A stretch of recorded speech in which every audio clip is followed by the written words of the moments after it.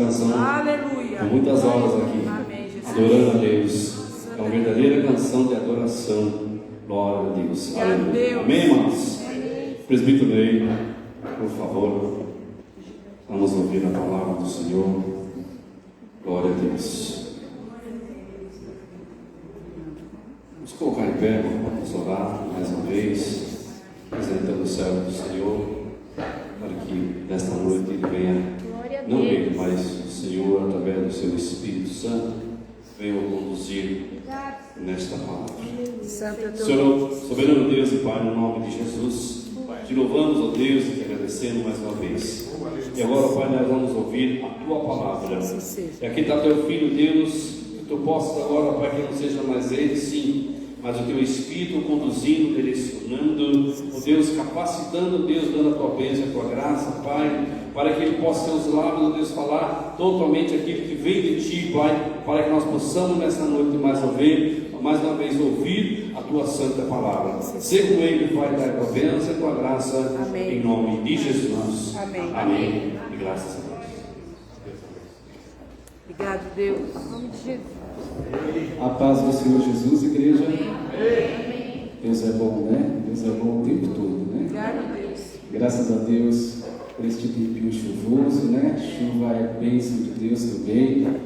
Graças a Deus por este friozinho, né? Cheguei aqui meio molhado, peguei uma chuva aqui antes de entrar, mas glória a Deus pela chuva, glória a Deus pela tua vida que está aqui nesta noite. Obrigado, Deus. E graças ao nosso Deus nós temos a oportunidade de ouvirmos a palavra do Senhor. Deus é bom. Vamos continuar aqui os nossos estudos. Quero que você abra a tua Bíblia no livro de Atos dos Apóstolos, capítulo 1, né? Atos dos Apóstolos, capítulo 1. Irmão, se quiser colocar a imagem, tá? Não precisa pôr os versículos não, só a imagem já está aqui também, essa imagem bonita aqui que a Marina e a Shirley colocaram aqui pra gente, uma coisa linda, né? Para basear aqui no nosso estudo. Fazer uma pergunta para você antes de começarmos aqui.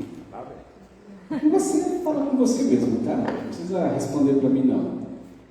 Quantas vezes você leu a Bíblia esta semana? Pessoas balançando a cabeça, pelo semblante a gente já sabe, né? Quantas vezes você já leu a Bíblia esta semana? Porque às vezes a gente acha que só de domingo é o suficiente, né? Bênção, né? A hora que o pastor prega, a irmã pregou domingo passado, foi bênção também, e é um livro que quase ninguém prega, né? Esdras, né?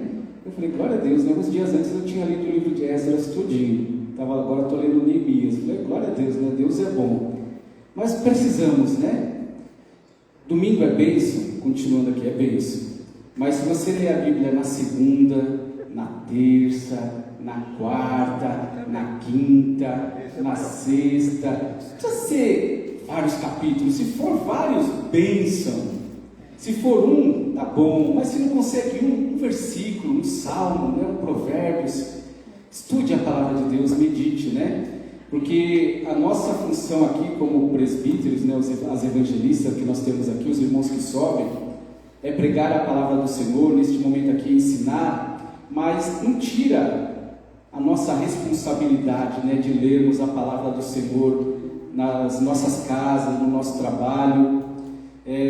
Às vezes em casa não tenho muito tempo, mas no horário do almoço, pelo menos meia horinha, eu pego todos os dias, em vez de tirar aquele cochilinho, eu pego a Bíblia e vou estudar a palavra do Senhor, porque, irmãos, é bênção, é bom demais.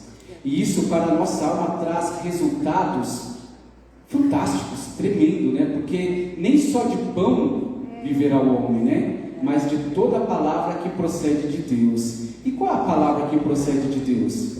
É o pastor quando prega? Amém. É os irmãos quando pregam? Amém também. Mas é esta palavra aqui, ó, que está nas tuas mãos, que você tem a possibilidade, né, de pegar ela na sua casa, ler, meditar, né? Tantos países que nós vemos, né? Nós vamos falar também, porque Atos dos Apóstolos é isso, né? Atos dos Apóstolos é o início da igreja, é como a igreja surgiu, começou depois da ressurreição de Jesus. e continua até os dias de hoje, até os confins da terra. Mas quando a gente vê aqueles países que a pessoa pega a Bíblia, ou às vezes não tem a oportunidade de ter uma Bíblia, porque é proibido, se pegar, corre até risco de vida. Então, uma página, imagina que você está lendo aí Atos dos Apóstolos, capítulo 1, só uma página da Bíblia você leva para sua casa, e aquele é o seu alimento durante dias, meses, até esperar chegar um outro culto, para você poder trocar a página com alguém. E hoje nós temos essa oportunidade tão grande, né, de ter a palavra de Deus ao nosso alcance, e às vezes a gente não lê, nós somos negligentes. Aí nós queremos culpar a Deus. Deus, por que eu estou tão vazio, né?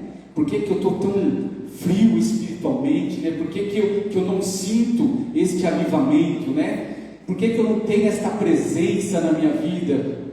Às vezes é porque está faltando o empenho da minha parte. Não vou começar por mim, da minha parte e da sua parte, tá? Então vamos estudar hoje Atos dos Apóstolos. Vou tentar fazer uma pregação hoje mais expositiva, né? Seguindo aqui o texto. Os irmãos sabem que eu não trago nada escrito. O celular aqui, eu só estou aqui para mim não perder a hora, colocando aqui uns minutinhos para ajudar, que às vezes a gente, né, se empolga, apesar do relógio estar bem grande ali, mas é um auxílio que eu gosto particularmente. Mas Atos dos Apóstolos, logo no primeiro versículo, diz assim: em meu primeiro livro, Shirley, eu estou lendo aqui na King James, tá? Deixa eu deixar, porque eu estou falando de King James. Em meu primeiro livro, caro Teófilo, escrevi a respeito de tudo o que Jesus começou a realizar e a ensinar, até o dia em que foi elevado aos céus, logo após haver entregue os seus mandamentos por intermédio do Espírito Santo aos apóstolos que havia escolhido. Depois do seu martírio, Jesus apresentou-se a eles e deu-lhes muitas provas incontestáveis da sua ressurreição, aparecendo-lhe por um período de 40 dias seguido e ensinando-lhes acerca do reino de Deus. Somente até aqui. Se você for ler Atos dos Apóstolos e Lucas, o primeiro capítulo, você vai ver que Atos e Lucas, eles são interessados à mesma pessoa. Interessante isso, né?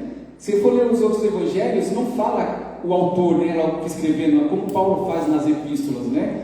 Mas aqui, nós sabemos, através da história, através dos estudos, que quem escreveu Atos dos Apóstolos foi Lucas, né? O médico amado, o companheiro de Paulo. Tanto em Lucas quanto em Atos, ele escreve para a mesma pessoa, Teófilo, né? Nome grego.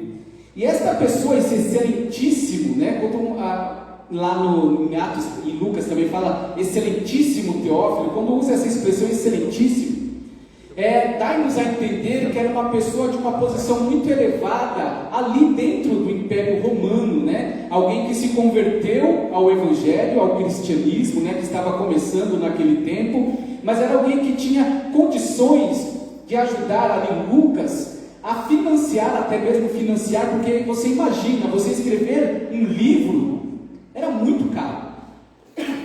Não era que nem hoje, você liga ali o seu computador, tu começa a digitar, se você tiver ali um tempo, um pouco de conhecimento, você consegue escrever um livro. Mas ali no primeiro século era muito difícil. Diz que um papiro, um rolo de um livro tinha pelo menos 35 pés. Imagina você contar aqui, 1, 2, 3, 4, até chegar no 35. Era mais ou menos um rolo. E uma pessoa, ela tinha um escriba ou alguma outra pessoa que escreveu um livro, ela escrevia naquele papiro, né? Que era um papel que era feito ali de plantas, e escrevendo, né? Todo aquele livro sem poder errar nada, né? Porque se você errasse, você ia perder um material que era muito caro. Escrever na frente, no verso, depois se enrolava e você tinha ali um pergaminho que poderia ser transportado, levado para vários lugares. E Lucas, ele escreveu, aqui nós lemos em meu primeiro tratado, está assim na sua Bíblia também? E aí, Atos 1, capítulo 1, versículo 1. Em meu primeiro livro, né?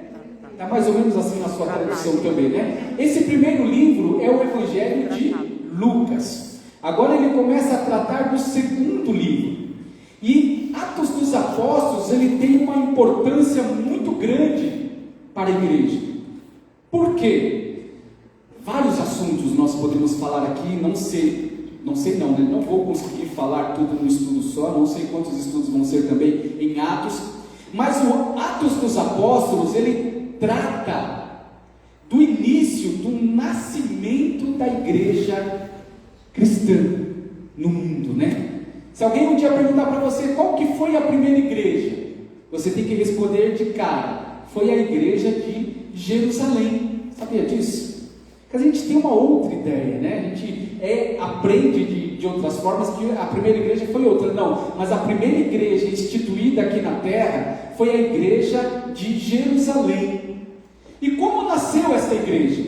Nós terminamos aqui o versículo de número 3, falando que Jesus, ele ficou 40 dias, um período de 40 dias depois da ressurreição, ensinando os seus discípulos, os seus apóstolos, acerca do reino de Deus, né? E 40 na Bíblia, não está aqui aleatório, não foi uma coincidência, mas 40 na Bíblia, ela traz um sentido muito profundo. Por quê? Porque 40 dias Jesus jejuou, né? 40 dias Moisés também jejuou. Por 40 anos o povo ficou no deserto, ali vagando no deserto, até possuir a terra prometida, até conquistar a terra prometida. Mas diz que nesses 40 dias Jesus se apresentou para os discípulos em algumas ocasiões, né? Nós já lemos, né? Quem esteve aqui no último estudo de João, quando nós falamos, eu achei tremendo ali o Espírito Santo ministrando aos nossos corações, quando Jesus tem aquele encontro com Pedro, né? Naquela pescaria à noite, que ele fica a noite inteira, João 21, não pesca nada, e Jesus chama ele, tem ele num particular, não vamos repetir novamente, mas falou muito comigo. Mas diz a Bíblia que Jesus apareceu muitas vezes, né? Apareceu ali para Maria Madalena logo no primeiro dia, apareceu ali para os 2 discípulos no caminho de Emaús, né? Que estavam voltando ali para a sua cidade Emaús, preocupados porque eles imaginavam que Jesus seria o Messias, que iria restaurar todas as coisas, e desanimados eles voltam para trás, e Jesus se apresenta com eles e começa a conversar com eles, explicar a palavra de Deus. Nós vemos que depois Jesus aparece com os discípulos, né? Os 10 discípulos e algumas pessoas ali trancadas naquela casa, porta, janela. 10 porque Judas havia se suicidado, né? E Tomé não estava ali no momento, e ele se apresenta ali no meio dos 10 e fala: paz seja convosco. E mesmo olhando para Jesus, eles não acreditam, eles ficam ali extasiados, não crendo. Depois nós vemos que Jesus se apresentou para eles novamente, e ali juntamente com Tomé, né? E Tomé havia falado antigamente, na outra ocasião: olha, se eu não tocar nas suas mãos, se eu não ver as feridas das suas mãos e dos seus pés, de maneira nenhuma eu crerei. E Jesus se apresenta ali novamente para ele, chega até Tomé e fala: Tomé, chega aqui junto, encosta, toca aqui a sua mão, na minha mão, vê as feridas, vê as marcas. Amém. E eles: será que é um fantasma, alguma coisa? Jesus fala: vocês têm alguma coisa para comer? Tinha um mel, tinha um peixe. Jesus se alimenta ali ressurreto na frente deles. Em Coríntios, capítulo 15, se não me falha a memória, diz que Jesus apareceu certa feita para uma multidão de 500 pessoas. Olha só que coisa tremenda, 500 pessoas. Então, há muitas provas que Jesus ressuscitou. Por mais que os sacerdotes ali pagou os soldados para falar que alguém tinha roubado o corpo, não tinha como, era inegável que aquele homem que eles haviam crucificado ali na Páscoa, ao terceiro dia ele ressuscitou. E este homem, que é o Messias prometido para Israel, fica ali com seus discípulos 40 dias. Mas no versículo 4 de Atos capítulo 1, não fecha, diz assim: certa ocasião, enquanto ceava com eles, o que Jesus fazia com eles? Ceava, comia com eles, ordenou-lhes que não se ausentassem de Jerusalém, mas que aguardassem a promessa do Pai, o qual salientou: de mim ouviste. E qual que era essa promessa? Versículo 5: porquanto João de fato batizou com água, entretanto dentro de poucos dias vós sereis batizados com o Espírito Santo. Glória a Deus. Você pode ler comigo o versículo 5? Pode ler baixinho aí com você mesmo? Vamos ler junto, versículo 5. Porquanto João, de fato, batizou com água. Entretanto, dentro de poucos dias, vós sereis batizados com o Espírito Santo. Tremendo este versículo, né? E nós vamos falar daqui a pouco, não sei se hoje ou no próximo estudo, vamos falar um pouco a respeito do batismo com o Espírito Santo. Porque esta é uma promessa de Jesus, diz: vós sereis batizados com o Espírito Santo em poucos dias. Jesus não falou ali o tempo em que eles seriam batizados, mas falou para eles ficarem aonde? Ficarem em Jerusalém, versículo 4. Interessante isso, né? Porque nós sabemos que, com a exceção de Judas, todos os apóstolos, eles eram galileus. E se o irmão colocar a imagem, pode pôr o mapa, se o irmão puder aqui, nós vamos ver que a Galileia ficava ali em cima, tá vendo? A Galileia, ali em cima, perto de Golã, Fenícia. Mas a Jerusalém estava aqui embaixo, na Judéia. E Jesus falou para os discípulos: olha, vocês não devem ausentar de Jerusalém, porque vocês vão receber uma promessa em Jerusalém. João batizou com água, mas vós sereis batizados com o Espírito Santo, não daqui a pouco, daqui a um momento vocês serão batizados com o Espírito Santo. E o interessante, né, porque eles não poderiam, já que a maioria deles era da Galileia, ser batizados lá na Galileia? Poderia, mas a promessa de Deus estava onde? Em Jerusalém. E lembra que nós já estudamos aqui que sempre que eles falavam que eles iam para Jerusalém, mesmo estando lá na Galileia, eles nunca falavam: eu vou descer para Jerusalém. Eles sempre subiam para Jerusalém. E Jerusalém era a cidade escolhida por Deus. Tem um mistério em Jerusalém, tanto que há uma Jerusalém celestial que vai descer do céu. Você sabia disso? Já estudamos aqui também, não sei se vocês vão lembrar, já faz um ano e pouco, mas vai descer do céu a Jerusalém celestial. Amém. Mas aqui na terra, esses discípulos precisavam ficar em Jerusalém. Eles precisavam subir em Jerusalém e ficar em Jerusalém para receber a promessa do Pai. Aí tem um versículo que os discípulos, a gente tem que entender que os discípulos, naquele momento, até hoje, nós somos esses discípulos também, eram humanos, né? Tem alguém aqui que é super-humano, acima da média? Não. Os discípulos eram que nem nós, carne e osso, né? Super-humanos. E eles entendiam a Bíblia de uma forma. Foram ensinados de uma forma, né? Porque eles acreditavam assim, que quando o Messias viesse até a terra, cheio do Espírito Santo e de poder, o reino de Israel seria restaurado, né?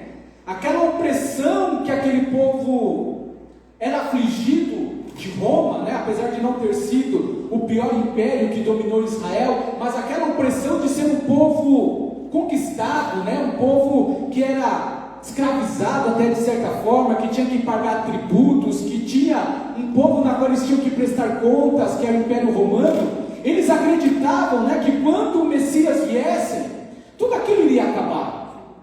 Israel seria libertado, teria um rei poderoso, um rei forte. E mesmo Jesus falando para eles tantas vezes, eles ainda acreditavam que seriam dessa forma. Porque está com a Bíblia aberta, né? Não fecha. Versículo 6. Então os que se haviam reunido lhes consultaram e perguntaram, né? Senhor, será este o tempo em que restaurarás o reino de Israel?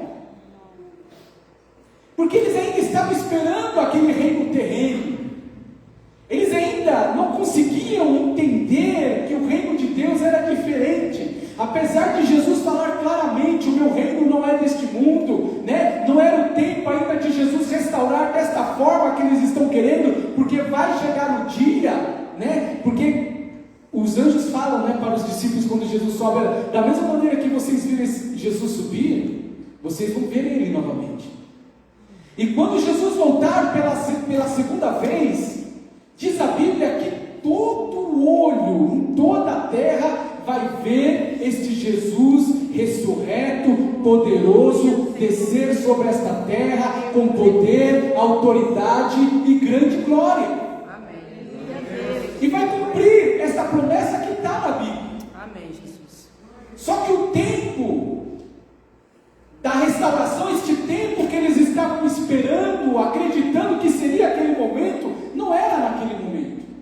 Glória a Deus. Eles imaginavam, Jesus ressuscitou, que é prova maior do que isso, ele venceu a morte, né?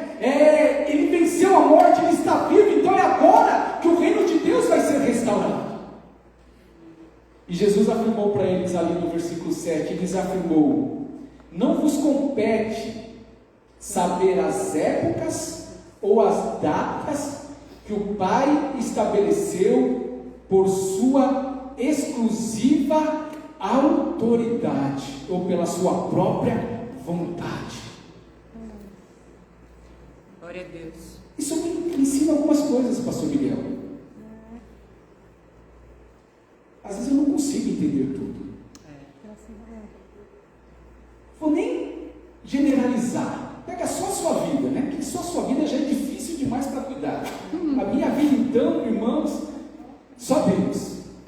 Pega só a sua vida, só você, a sua história, do seu nascimento até hoje, aquilo que Deus tem lá na frente. Você consegue entender tudo o que acontece na sua vida? Não. Você tem entendimento do que vai acontecer amanhã, daqui um mês, daqui um ano, daqui 10 anos? Você consegue ter esse entendimento? Não, eu também não. Então eu entendo Deuteronômio 29, né, que fala que as coisas que são reveladas é para o homem, mas as ocultas são para Deus. Eu, na minha pequenez humana, no meu intelecto humano, eu não tenho a capacidade intelectual, sobrenatural, de entender todos os desígnios e todos os planos de Deus. Mas uma coisa eu posso fazer, e isso é treinamento também. Eu posso aceitar, e eu posso confiar, e eu posso descansar. Amém. É fácil essas 3 palavrinhas? Aceitar, ó, o Espírito Santo está trazendo agora, não tem nada escrito. Aceitar, confiar e descansar. Essa daí eu não sei. É fácil fazer isso, igreja? Seja sincero, não é fácil, né? Mas, quando eu leio o versículo de número 8, e eu entendo sobre o batismo com o Espírito Santo, eu vejo que Jesus diz assim, ó, no versículo 8: contudo, recebereis poder, quando o Espírito Santo descer sobre vós, e sereis minhas testemunhas, tanto em Jerusalém, como em toda a Judéia e Samaria, e até os confins da terra. Amém. Jesus respondeu a pergunta dos discípulos? Não. Ele não deu uma data, ele não deu uma época, ele só disse assim, olha, e lhes afirmou: não vos compete saber as épocas ou as datas que o Pai estabeleceu pela sua própria exclusiva autoridade. Versículo 7. Contudo, eu não vou responder o que vocês querem saber, isso é com Deus.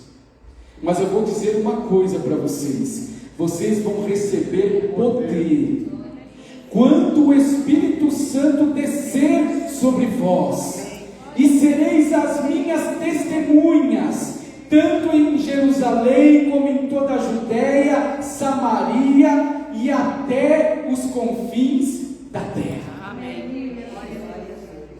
E nós vamos falar daqui a pouco um pouco a respeito do batismo com o Espírito Santo, porque o batismo com o Espírito Santo, ele é uma promessa. E quando a Bíblia fala assim, ó, vocês vão receber poder, vocês quem? Os discípulos, porque temos que falar que o batismo com o Espírito Santo era só naquela época, e diz assim, ó, vocês vão ser, quando descer o Espírito Santo sobre vocês, vocês serão minhas testemunhas, tanto em Jerusalém, Você consegue enxergar Jerusalém aqui no mapa, certo? Aqui acho que está até mais clarinho, ó. Jerusalém aqui embaixo, em cima da Idumeia. Vocês serão minhas testemunhas na Judéia, que é toda essa parte aqui onde está, pertinho ali de chegar a Samaria. Em Samaria, está vendo Samaria ali no meio, que era uma cidade dos gentios? Até os confins da terra. Imagina o globo terrestre. Onde estão os confins da terra hoje, para mim, olhando aqui do Brasil? O Brasil, aliás, nessa época, era também os confins da terra, nem existia ainda, não tinha sido descoberta, pelo menos ali pelos povos mais instruídos, né, que tinham escritas, não existia o Brasil ainda. Mas onde é os confins da terra hoje? Japão, do outro lado do mundo, na China, Arábia, né, Austrália, tantos lugares, pode ser os confins da terra. Então, esse Espírito Santo que desceu sobre os discípulos, não os capacitou naquele momento de percorrer todo o globo. Mas o Espírito Santo de Deus continua descendo, batizando pessoas, levantando missionários, levantando evangelistas, pregadores da palavra, hoje com a mídia, com a internet, e a palavra de Deus, ela está sendo levada nos 4 cantos da terra. Ney, só uma perguntinha. Pode falar, meu irmão. Entre esse versículo do 6 até o 8, existe um contraste, porque os discípulos queriam saber a respeito do reino terrestre. Mas Jesus, por fato de estar sendo glorificado, já ressuscitado, ele já estava mostrando que era para ele não se preocupar com as coisas terrenas, mas sim com as coisas espirituais, que Jesus estava mostrando para eles aqui, vocês vão batizar, ser batizados com o Espírito Santo, que até então eles não sabiam o que era, não tinha nem entendimento.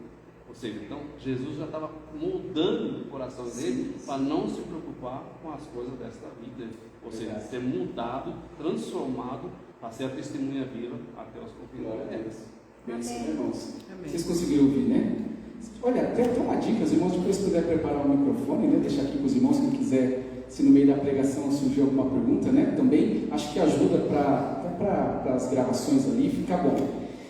Tremendo, o irmão falou tudo. Porque eles perguntaram uma coisa e receberam uma outra resposta. Só que essa resposta, ela foi com direcionamento.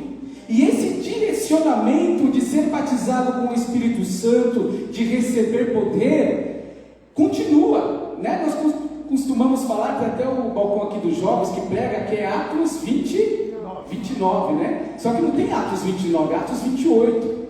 Por quê? Porque Atos continua até a volta de Jesus. E às vezes nós perdemos, meus irmãos, tanto tempo com tantas coisas desnecessárias, sendo que o mais importante na minha vida e na sua vida é receber esse batismo com o Espírito Santo, é receber este poder, que em grego é dunamis, é poder, e ser essas testemunhas de Jesus que vai sair pregando a palavra de Deus nos 4 cantos dessa terra. Porque toda igreja tem que ser uma igreja missionária. Se for uma palavra muito difícil da gente entender, tem que ser uma igreja que evangeliza, uma igreja evangelística. Eu não estou dizendo para você pegar um papelzinho no final de semana, ali um calhamaço de papel, dizendo de Jesus e sair evangelizando em todos os lugares. Isso é bom também, é válido. Mas aonde você andar, aonde você caminhar, você é um evangelho vivo do poder de Deus. Você é uma testemunha viva do poder de Deus. Aonde você anda, na tua casa, na tua parentela, na tua família, no teu trabalho, aonde você caminha, você é este poder de Deus que atua através do Espírito Santo. E eu vou para frente, eu venho para trás, não importa. Mas às vezes a gente se confunde. A gente pergunta o que é o batismo com o Espírito Santo. O que era esse batismo? Só para você entender ali o contexto desta palavra, o que aconteceu ali até o batismo com o Espírito Santo. Nós vemos que Jesus, ele subiu aos céus ao 40º dia, versículo 9. E tendo dito estas palavras, Jesus foi elevado às alturas, enquanto eles até que uma nuvem o encobriu das suas vistas, e aconteceu que, estando ele com os olhos fixos no céu, enquanto ele, maiúsculo, subia, Jesus, surgiram junto deles 2 homens vestidos de branco, e lhes comunicaram: homens, o que está escrito aí na sua Bíblia? Varões Galileus.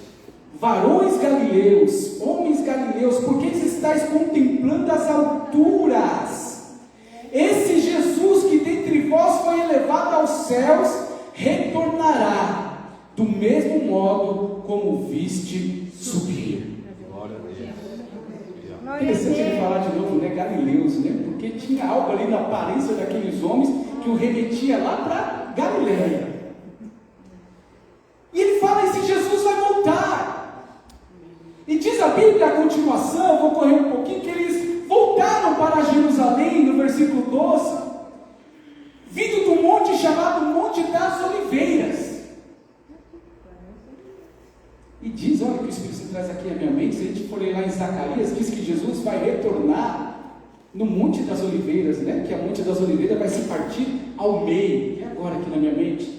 Interessante, né? O que os anjos falam? Esse Jesus que vocês viram subir, ele vai voltar. Onde eles estavam? No Monte das Oliveiras. Glória a Deus. Jesus vai voltar no mesmo lugar, no final da grande tribulação. Mas a gente chega lá, tá? Fica tranquilo. Se Deus permitir, né? Claro. Fica próximo de Jerusalém, a distância de cerca de um caminho de um sábado, né? Deve estar aí na sua Bíblia, a maioria, mas a distância de 1 quilômetro. Olha, era bem pertinho de Jerusalém. Aí diz que eles chegam em Jerusalém, esse caminho de 1 quilômetro, e eles sobem, no versículo 13, né? Que eles chegam a um grande aposento, né? Ou um cenáculo grande. O que era um cenáculo grande ou um grande aposento? Era uma casa. Não era uma casa pequena, né? Geralmente, se você for ver esses... Eu gosto um pouco de arqueologia, tá? Se for ver as casas daquela época, eram casas pequenininhas, né? Geralmente uma janelinha, uma porta, um cômodo, né? Teto de palha. Mas quando a pessoa ela tinha uma condição um pouco mais financeira, ela fazia uma casa grande e ela fazia um cômodo em cima. E esse cômodo é chamado de, em alguns lugares, cenáculo. Você vai ver na Bíblia um cenáculo. O que era um cenáculo? Era um cômodo grande. Imagina que aqui é uma casa, né? De uma pessoa rica da Judéia do primeiro século, e o cenáculo era ali em cima, onde nós fazemos ali as nossas confraternizações, a cozinha, a sala das crianças, sabe ali? Então subiu uma escada, ali era o cenáculo. E eu posso até imaginar, pastor, que era mais ou menos o mesmo tamanho. Por quê? Que diz que havia ali, além dos 11 apóstolos, né? Eu vou falar 11, vocês vão entender, porque Judas se suicidou, mas havia junto com ele 120 pessoas. Então era um salão grande para a época, né? Acho que ali em cima cabe 120 pessoas. Cabe até mais, né? Então, imagina um salão mais ou menos desse que nós temos aqui em cima. E eles se reuniam naquele lugar e eles oraram. Aí, o versículo 13 diz assim: assim que chegaram, subiram a um grande aposento onde se hospedavam e estavam presentes Pedro, João, Tiago, André, Filipe, Tomé, Bartolomeu, Mateus, Tiago, filho de Alfeu, Simão, o Zelote e Judas, filho de Tiago. Todos estes perseveraram unânimes em oração, juntamente com as mulheres, com Maria, mãe de Jesus, e os irmãos dele. Naqueles dias, sendo o número de pessoas ali reunidas, cerca de 120 pessoas. Então, do 40º dia até o 50º, isso dá uma conta de 10 dias. 10 dias que eles não voltaram para Galileia, tá bom? Não voltaram para Galileia, mas eles ficaram neste cenáculo orando, unânimes, buscando. E eu fico imaginando, né? Não dá para saber todas as pessoas que estavam ali, mas a gente tem algumas dicas, né? Nós temos ali os 11 apóstolos, nós temos Maria, mãe de Jesus, nós temos as outras Marias, nós temos os irmãos de Jesus, nós temos José, né, que foi colocado ali para ser escolhido também como um dos apóstolos, e Matias, né, você vai ver um pouquinho mais para frente. E quem seriam essas 120 pessoas que estavam ali, né? Eu queria, quando a gente chegar ali na presença de Deus, na glória, a gente pode perguntar ali para os apóstolos: quem que estava ali com vocês? Será que não estava ali o ex-cego, né, Bartimeu? Será que estava Lázaro? Será que estava Maria, irmã de Lázaro? Será que estava Marta? Quem será que estava ali reunido com aquelas 120 pessoas? Mas a verdade é que eles ficaram orando, buscando, porque eles receberam uma promessa de ser batizado com o Espírito Santo. E isso pode servir, deve servir, se o irmão quiser colocar outra imagem, pode colocar, tá, irmão? Isso deve servir para a gente de incentivo. Porque não existe poder, não existe receber a promessa sem oração, sem busca, sem separação. E para você que já passou por este momento de ser batizado com o Espírito Santo, e hoje não está mais naquele fervor, não existe, tá? Não existe 2 batismos com o Espírito Santo. Quantos batismos com o Espírito Santo existe? Um único batismo com o Espírito Santo. E Jesus, ele falou isso de uma forma tão clara, que às vezes nós, é um assunto polêmico, evangelista Vanessa, se dependendo da escola que você for estudar, da corrente teológica que você for fazer, até hoje, os teólogos, eles quebram a cabeça com esta passagem, porque complicam as coisas. Jesus, ele disse de uma maneira tão clara, tão simples, ele disse, olha, porque vós sereis batizados com o Espírito Santo dentro de poucos dias. Versículo 5. E o que é um batismo? Batismo é imersão. Por isso que Jesus faz a comparação aqui com João. João, de fato, batizou com água. O que era esse batismo com água? Você ia até o Rio Jordão, confessava os seus pecados, e João batizava, apesar que os discípulos de Jesus também batizavam, você lê na palavra isso, mas o que eles faziam? Eles mergulhavam a pessoa naquele rio por completo, por imersão. Batismo é isso, é imersão nas águas. Aí Jesus está falando, mas vós sereis batizados, imergidos pelo Espírito Santo, não muito depois desses dias. O presbítero disse muito bem, eles talvez não entendiam muito, porque eles ainda não tinham sido batizados com o Espírito Santo até este momento. Isso não quer dizer, preste atenção para você não se confundir, que eles não tinham o Espírito Santo. Ter o Espírito Santo é uma coisa, ser batizado com o Espírito Santo é outra coisa. Você só está aqui nesta noite, aceitou Jesus como seu Senhor e Salvador, teve um encontro com Deus por causa do Espírito Santo.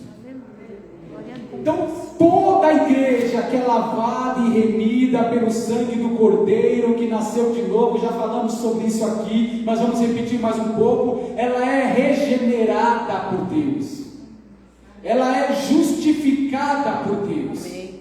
Você é justificado pelo sangue de Jesus que verteu na cruz do Calvário e pagou o preço pelos teus pecados.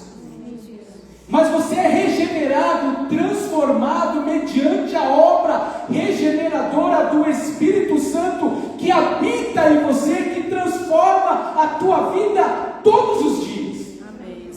É o Espírito Santo que traz você para a igreja, que te dá força, que me incentiva a falar para você, leia a Bíblia, estude a palavra, para que você não morra de inanição espiritual, não morra de fome, sem a presença de Deus, sem a palavra. É o Espírito Santo que fala, através de Jesus, para Nicodemos, olha, quem nasce da carne é carne, mas quem nasce do Espírito é Espírito.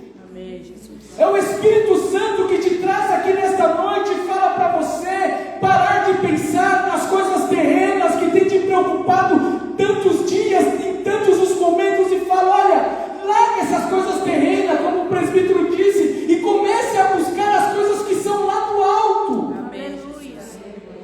Porque se você viver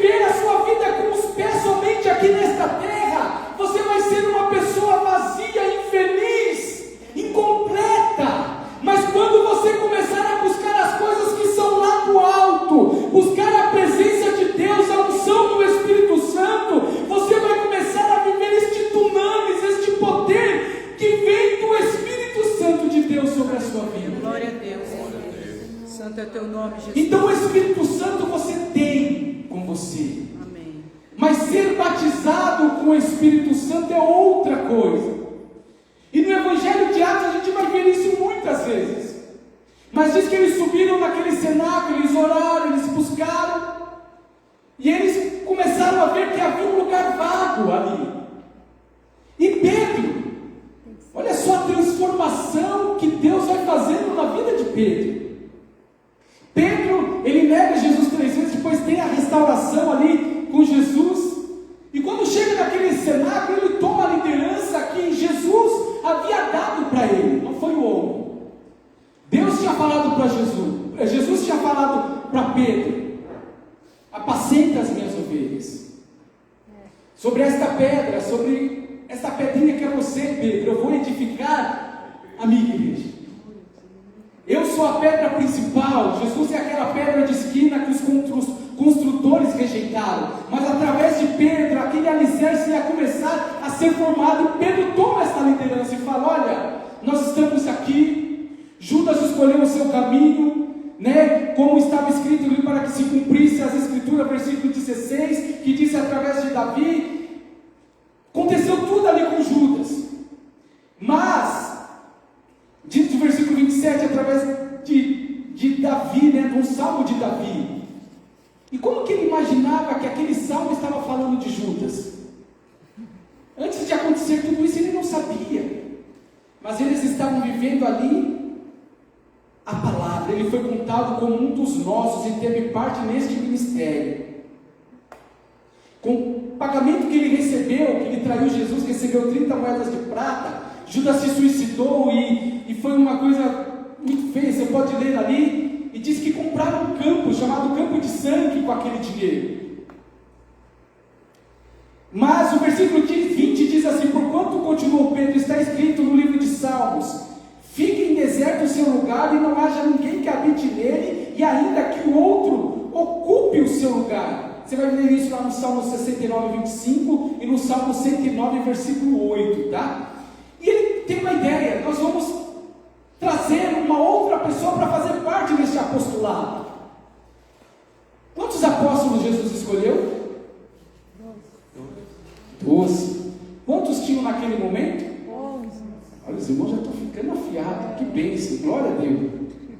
Sendo assim, é preciso que escolhemos, versículo 21, um dos homens que estiveram conosco durante todo o tempo em que o Senhor Jesus viveu entre nós, desde o batismo de João até o dia em que ele foi elevado dentre nós aos céus. Foi uns versículos atrás que nós lemos.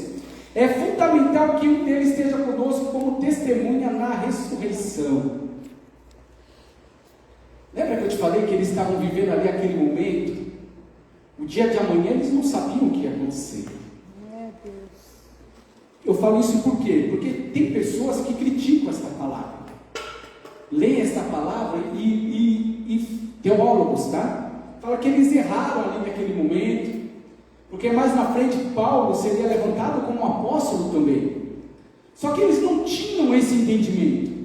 E Paulo ele vai ser levantado como apóstolo anos depois.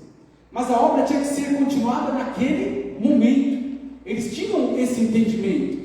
Porque você imagina o peso da missão, né? Você imagina. Se imagina ali com aqueles discípulos. Você falando com Jesus, de repente Jesus começa a ser elevado, e a sua cabeça vai indo junto até os céus. Que visão gloriosa, né? Não era um anjo, era um homem de carne e osso, ressurreto, mas de carne e osso, né? Que foi subindo aos céus.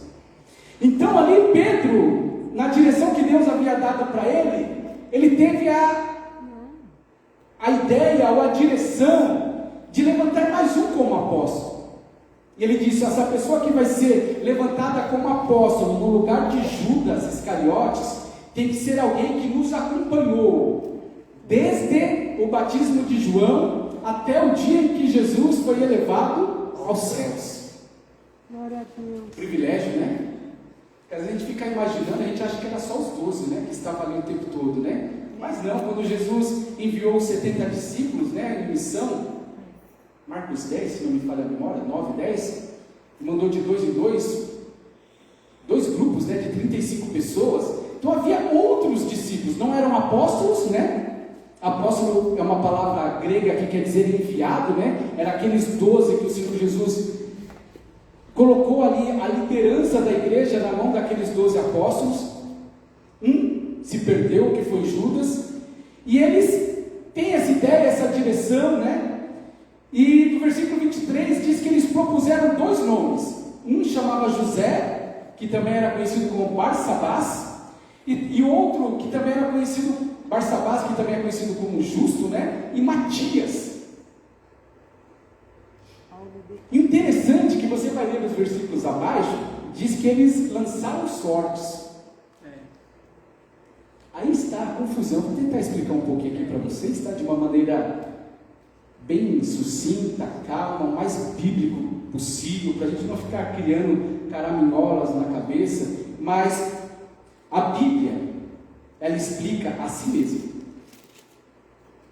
A gente nunca, preste atenção, grave isso se for possível, você nunca pode pegar um versículo fora de contexto para servir de pretexto, tá? Um versículo fora de contexto para servir de pretexto. A Bíblia não é um versículo, a Bíblia ela é um todo, né? São vários livros. E esta questão de lançar sortes, se você for ver lá no Antigo Testamento, era uma coisa até que comum. A gente vê que o sumo sacerdote, ele tinha no seu peitoral um objeto chamado Urim e Tumim. Nome estranho, né?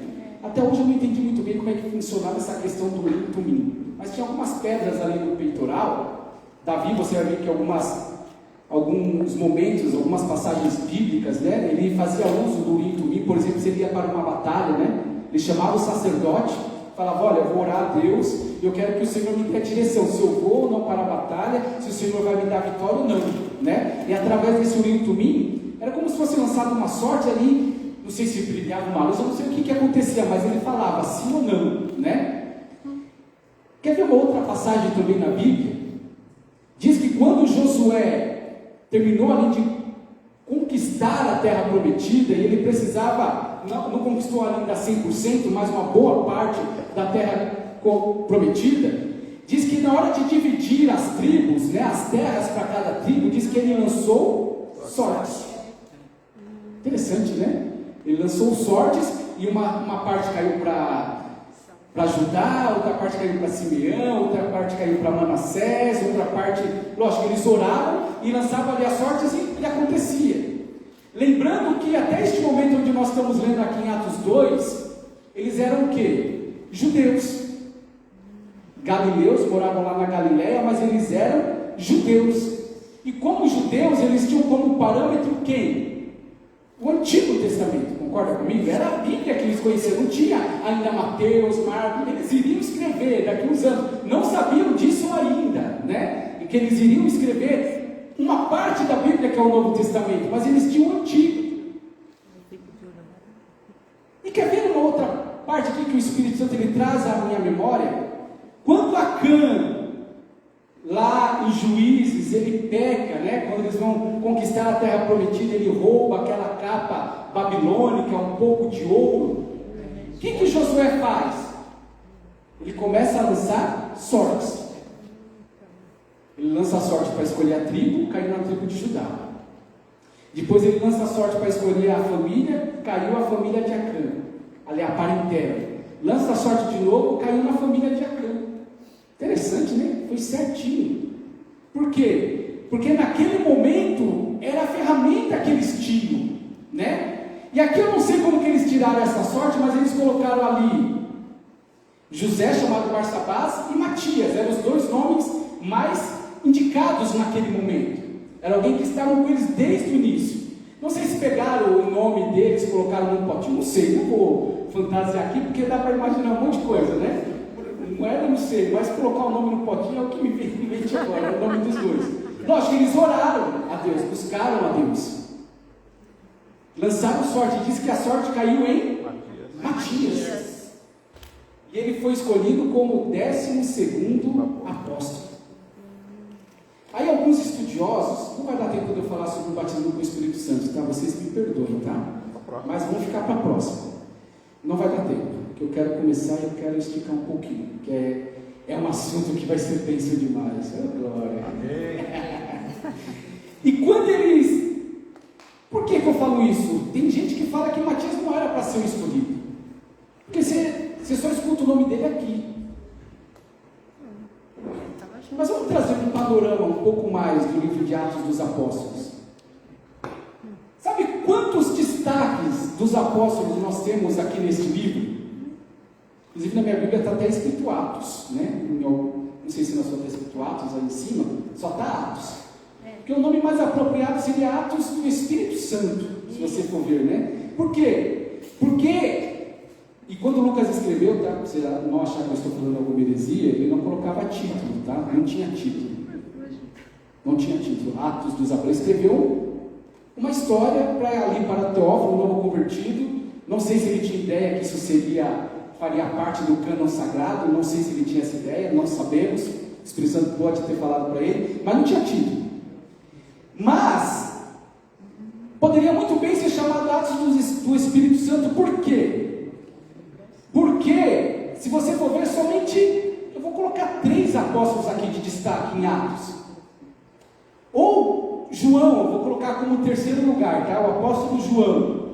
Mas sempre que você vê João aqui em Atos, ele está em silêncio.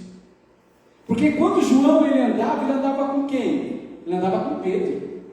Olha que privilégio, né? Essa dupla, né? Paulo e Barnabé, Pedro e João, né? E eles andavam juntos. Então a gente vai ler em Atos 3, ali a cura do paralítico, do coxo no templo Formosa. Diz que Pedro fitou os olhos dele e disse, né? Eu não tenho ouro nem prata, mas o que eu tenho, isso eu te dou. A ti te digo, levanta e anda. Quando ele é preso pelos sacerdotes, que eles são espancados, né? E falam, olha, vocês não devem mais falar sobre Jesus. Quem que se levanta para falar? Pedro. Não importa mais obedecer a Deus do que os homens. Não vou me calar, vou falar de Jesus enquanto eu tiver fôlego. Então João ele aparece em Atos, mas ele aparece pouquinho. Mas você pode dividir Atos em 2 partes. A primeira parte fala muito de Pedro, primeiro líder da igreja, apóstolo Pedro. Então até o capítulo 10 ali, quando fala do centurião Cornélio, você vai falar muito de Pedro. Capítulo 12 também, né, quando ele é livre ali da prisão, Tiago, irmão de João, é decapitado. Mas no capítulo 12 para frente, no 13, o destaque no livro de Atos é quem? Quem pode me dizer? Lucas. Ele aparece, mas não é Lucas. Pode falar, igreja, não precisa ter medo não. A gente está aqui, se a gente errar, a gente erra junto, a gente aprende junto. Se a gente não souber, pergunta para o pastor Miguel, para o presbítero. Mas é Paulo, né? Saulo de Tarso, Paulo. Então a primeira parte vai falar de Pedro e a segunda parte vai falar de Paulo. Vai falar um pouquinho de João, vai falar ali de Tiago, que eu falei para os irmãos que foram, que foi decapitado. E os outros apóstolos? O que aconteceu com eles? Por não estar aqui escrito, quer dizer que eles não fizeram nada? Muito pelo contrário. Se você for ler a história da Bíblia, eu estou lendo um livro. Inclusive, se o Globo me trouxe o livro, vai ter que esperar um pouquinho para me ler. Eu estou lendo um livro de um homem chamado Eusébio de Cesareia. Quem já ouviu falar? Acho que eu já te citei aqui, né? Eusébio de Cesareia. Ele conta os 4 primeiros séculos da igreja cristã. Então ele narra muitas coisas dos apóstolos que não estão em Atos, porque Atos é o único livro histórico que nós temos no Novo Testamento. Vocês conseguem entender isso? Amém? É o único livro histórico que temos na Bíblia aqui no Novo Testamento. Mas Eusébio ele começa a narrar a história de todos eles. Aí eu vou entender que Tomé, ele vai falar ali que Tomé, aquele que duvidava de Jesus, que a gente acha que ele era descrente, né? Ele se converteu de verdade. Quando ele olha para Jesus e fala, Senhor meu, Deus meu, né? Quando ele viu que realmente Jesus ressuscitou, sabe onde ele vai pregar o Evangelho, irmãos? Na Índia. Nossa, meu Deus. Sabia disso? Não. E dizem que tem uma comunidade até hoje lá, que foi ele que fundou. E você pregar na Índia, naquela época, hoje já é difícil, imagina naquela época. Mateus diz ali, num está na Bíblia, mas é um historiador falando que ele vai para o Egito pregar a palavra, e na pressa ali a igreja não queria ficar sem a palavra de Deus, porque ele ia embora, ele era muito usado por Deus também. Mateus, o cobrador de impostos, pede para ele escrever o Evangelho, ele escreve em hebraico, depois ele é traduzido para o aramaico, né, e chega onde nós estamos hoje. Coisa que eu queria falar para os irmãos desde o início: por que nós não temos nenhum livro da Bíblia, o primeiro livro? Imagina, eu falei de Mateus, não, vamos falar de Lucas. Por que nós não temos os primeiros papiros, ou o papiro original de Lucas que ele escreveu? Você sabe por quê? Não. Vamos pensar. Nós falamos que aquela igreja era igreja de homens, feito de carne e osso. Os recursos da época eram os recursos que eles tinham. Eles não escreveram em papiro. Em papiro é um papel. Imagina um papel de 2000 anos. Você acha que ele ia estar... Ainda mais papiro, que era grosso, meio grossinho assim, ó. Áspero, passando, imagina, pastor Miguel, de igreja em igreja, né, que depois, eu acredito que Teófilo pegou aquele livro, né, tinha dinheiro, vamos escrever mais uma cópia, alguém foi lá, copiou, entregou para alguma comunidade cristã, e isso vai passando, e a mão, né, suando naquele papel. A maioria dos livros do primeiro século já não existem mais. Você até encontra algumas cópias, uns fragmentos, por exemplo, do Evangelho de João, do ano 170, se não me falha a memória agora, depois de Cristo. Que já era uma cópia, não era original, mas era uma cópia da cópia. Então, quando quem estuda teologia, vai ouvir algumas palavras estranhas, escrito, por exemplo, códice, né? Alguém já ouviu falar nessa palavra, códice? Códice da Bíblia? O que são esses códices? São cópias, as cópias mais antigas que se tem notícia, que se tem datada, ali através do carbono, né, tal, eles conseguem estipular uma data do primeiro século, do segundo século, do terceiro século, mas os originais, infelizmente, se perderam. Só por curiosidade, tá bom? Mas os apóstolos, eles trabalharam muito. Eu disse para os irmãos que, além dos apóstolos, por exemplo, João Marcos, pregou no Egito, criou uma igreja lá, diz que a igreja cópita, que tem lá até hoje, eles acreditam que Marcos é o patrono daquela igreja, é o primeiro pastor, o primeiro bispo daquela igreja. Então, Atos, ele traz ali um relato, mas aprove a Deus que nós não soubéssemos de todos os apóstolos. A gente vai saber que eles, a maioria foi martirizada, morreram em prol do Evangelho. Aquele reino que eles perguntaram lá em Atos 5, 6, achando que ia ser naquela época, hoje eles aguardam com os nossos irmãos que partiram com Cristo, que estão aguardando a volta de Jesus, aguardam este reino celestial. E estes apóstolos, diz João, que nessa nova cidade vai haver 12 portas, e cada uma dessas portas vai ter um nome dos 12 apóstolos, cada porta vai ser um nome. Alguns ficam falando, né? Mas e o 12º nome? De quem vai ser? Miguel. Vai ser de Paulo? Vai ser de Matias? Irmãos, não importa. Só de entrar naquela cidade já é um privilégio glorioso, maravilhoso. Então eles lançam sortes, e caiu sobre Matias, e Matias foi acrescentado com os 11. E assim, nós lemos aqui o capítulo 1, olha, vai dar 1 hora certinho.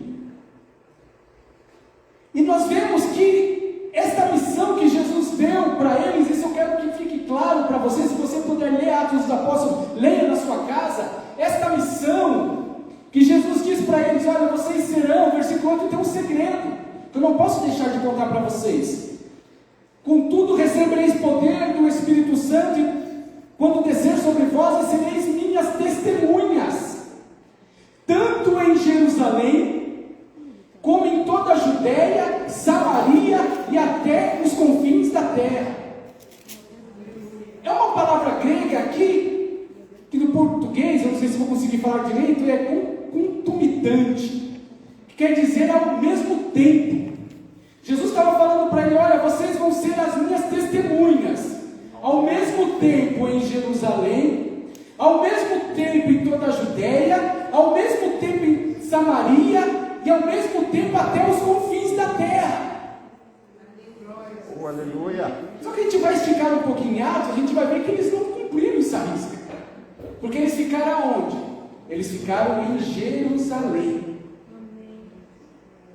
E em Jerusalém, ao invés de ir para Samaria, para a Judéia, para os outros lugares, eles ficaram ali os 12, e aqueles que iam se convertendo, nós vamos ver que foi coisa fantástica, eles ficaram só em Jerusalém. E sabe o que Deus teve que fazer para eles dispersarem? O irmão já falou aqui, vocês ouviram? Perseguição. Deus teve que mandar uma grande perseguição, pastor Miguel, na igreja de Jerusalém, para eles acordarem. Porque às vezes a igreja ela quer ficar cheia do poder, cheia da unção, cheia dos dons, e querem ficar cheio dos dons dentro da igreja, engordando. A bochecha ainda está até que nem a minha, às vezes do quinto, sabe? Grande. Aí Deus tem que mandar um ventinho ali na sua vida para ver se você acorda. Porque se você ficar só se enchendo, você não faz aquilo que é a vontade de Deus, que é o ID. E o ID não é só para os apóstolos, o ID é para todos nós. É para a igreja formosa de Cristo do Jardim Grimaldi, é para a igreja formosa de Cristo dos Maravilhas, ali na sede, para todas as igrejas que professam o nome de Jesus. Glória a Deus. E não importa a placa. Amém, Jesus. Se você crê que Jesus batiza com o Espírito Santo ou não, porque tem igreja que crê que Jesus só batizou naquela época, uns vão crer que Jesus só batiza com o Espírito Santo quando você fala em línguas, outros vão falar que não é bem assim. Não importa essas questões, se Jesus vai voltar no final da grande tribulação, ou no início da grande tribulação, ou na metade da grande tribulação. Isso são questões teológicas que às vezes atrapalham e afastam as igrejas, porque fica arrumando briga, hoje em dia com a internet muito mais, né? Apontando os erros uns dos outros, porque não consegue entender a visão do outro, porque um crê desta forma, outro crê daquela outra forma. Uns acreditam que pode comer de tudo, Paulo fala isso, outros acreditam que não pode comer de tudo. Mas isso é tudo coisas que a gente só vai ter a revelação plena lá na glória. Amém. Talvez eu vou falar aqui sobre o batismo do Espírito Santo, você não vai concordar com o que eu vou dizer. Talvez você não vá aceitar, você tem uma outra visão. Mas como nós vamos saber quem que está certo? Só lá na glória. Só uma coisa é importante para todas as igrejas. Quem está assistindo agora, independente da placa que você está congregando, a igreja que você congrega, o nome do seu pastor, se a sua igreja ela crê em Jesus como Senhor e Salvador, crê que Jesus ressuscitou dentre os mortos, está à destra de Deus, e que o sangue de Jesus nos purifica de todo o pecado. Sabe o que eu falo para você? Igreja diferente da minha, ou eu que sou diferente da sua igreja, tem uma outra placa. Só tem uma coisa que Jesus pede. Sabe qual é, igreja? Nisto conhecereis que sois meus discípulos, quando vos amardes uns aos outros. Então, independente se você crê diferente de mim ou eu creio diferente de você, a gente tem que se amar, porque o mais importante é Jesus. Sempre a Ele a honra, a Ele a glória, a Ele o louvor e toda a adoração. Então, até a nossa próxima aula, que a gente vai definir ainda, comece a buscar na sua casa a unção de Deus, o Espírito Santo. Se você é batizado com o Espírito Santo, não existe um segundo batismo, mas você tem que ser cheio. Aí já está falando tudo, né? Porque se você ser cheio, quer dizer que às vezes você pode se esvaziar. E se você se esvazia, você precisa se encher de novo. Mas se você ainda não passou por este mistério, por este poder, por esta unção que é o batismo com o Espírito Santo, isso é uma promessa para você. Deus fala que é para você. Ele quer te encher de poder. E quando você estiver cheio do poder, meu irmão, você vai ver como a sua vida vai ser diferente, como a sua caminhada com Cristo vai ser diferente. Mas busca este poder, busca o batismo com o Espírito Santo. Não importa se você tem 7 anos ou 70 anos, 80 anos, busque a presença de Deus, porque esta promessa é para mim e para você. Deus abençoe a sua vida. Encerra, o pastor quer falar alguma coisa? Aleluia. Então, e no sábado, nós temos um culto na casa da Tainá.